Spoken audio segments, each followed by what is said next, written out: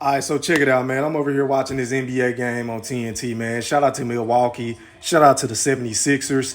The score right now is 32-30. Pretty good game. Pretty damn good game, rather, man. But I can't help but to notice this. James Harden is nowhere to be found. James Harden has did another disappearing act. It's being rumored or reported that he's disgruntled. He's upset with Daryl Morey because he lied to him about his contract situation. But James Harden, my thing is this, bro. Like, let's be real.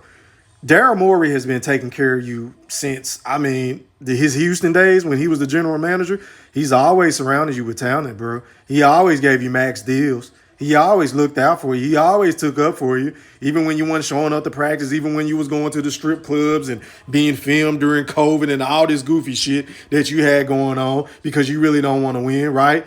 Daryl Morey was the dude that always took up for James Harden. But now James Harden is mad and upset yet again, trying to force his way out of another situation, the third one at that. He was unhappy with playing with Kyrie Irving. He was unhappy with playing with Kevin Durant. You feel what I'm saying? In Brooklyn, he was upset with Steve Nash and the management. So he said, I want to go to Philly. I want to go further out east to go with my guy, Daryl Morey, and play with Joel Embiid. He was begging to go to Philly. And now that he's playing with Joel Embiid, you upset again? You unhappy? You don't want to show up to practice? You don't want to go to work?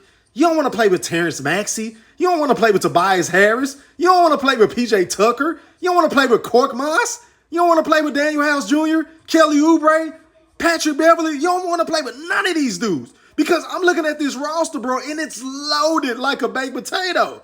Y'all can definitely make a championship run if you show up. And that's my thing with James Harden. Like, bro, you do all this bitching and moaning and crying and complaining. But, bro, the reason why y'all be losing is 9 times out of 10 is you. It's your fault. We all know that you one of, if not the biggest chokers in NBA. Yeah, I said it. Because you never show up when it matters most. You're kind of similar to Dak Prescott for my Cowboys. You never show up. You put up the stats in the regular season and all this. But whenever it comes to the postseason, when it's time for you to rise to the occasion, like the NBA superstar talent that you are, you never do it. You fell flat last year with Joel Embiid. Everybody else showed up in Game 7, but neither one of you goofy motherfuckers showed up. But then when you get on the podium, y'all want to throw your teammates under the bus and say that you don't have enough help. Oh, no, you got enough help, my brother, because this team can compete with Miami.